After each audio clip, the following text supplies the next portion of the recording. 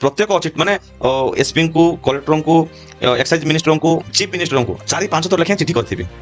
किंतु कहारी मध्य उत्तर मो पाखे पहुंची ना उल्टा विधानसभा मध्य आउथरे प्रश्न करिछि विधानसभा मध्य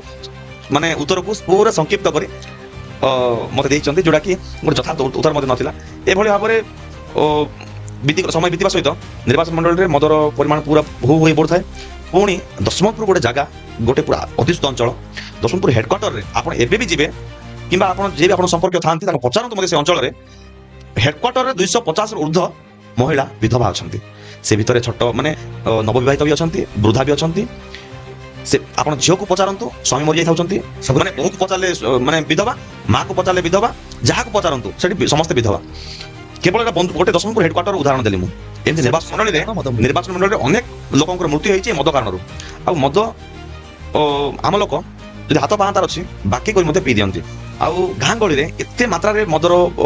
माने मात्रा बढ़ी जाइए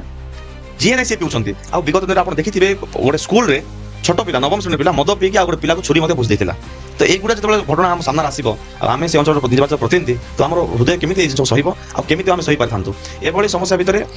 अनेक समस्या अच्छी आप ग्राउंड जीरो रियालिटी जो इनक्वारी करेंगे अनेक समस्या अच्छी जो आम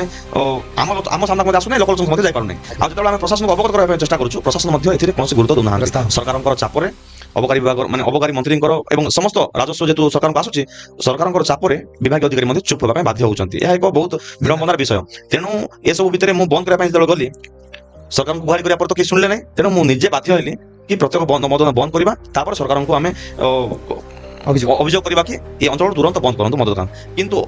सी बंद कौन करेंगे उल्टा मो ना मो समेत 400 लोक निर्वाचन मंडल 400 लोक ना एफआईआर देदेले केस करदेले ना सहित एफआईआर करदेले ना सहित कंप्लेन देले कि अमक अमक लोक सेठी आम किसी भूल नथिले सत्य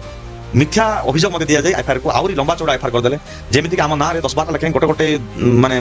गोटे गोटे केस रे 8-10टा जगह दफा केम लागि पारिबो से व्यवस्था करी सरकार जानी शुनिकरी आम ना केस करदेले आम स्वर को चापी देबा चेष्टा कले किंतु आपण देखुथिबे सरकार मद कोन बंद करिवे एबे रिसेंटली 4-5 दिन पूर्व 70टी नुआ मद दुकान आ 3टी मद फैक्ट्री सरकार खोलिया जाउचंती तो चिंता करंतु सरकार ए साधारण लोगों केमिति को प्रकार माने चिंता करूछंती चाहिए सरकार ये मेडिकल मान खोली पारिथांते एठी स्कूल खोली पारिथांते एठी विभिन्न प्रकार जोड़ा कि लोकंकर हित पय आवश्यक अछि सेगुडा खोली पारिथांते किंतु सेगुडा दिगरे चिंता न करी एठी मद खोलुछंती युवगोष्ठी को पथभ्रष्ट करिया पय साधारण लोगों को जीवन को मार देबा पय सरकार माने योजना हिचे मद मुक्त नुहे मद युक्त आ लोक माने साधारण लोगों को मारिया पय बहुत सुंदर प्रयास करछन सरकार।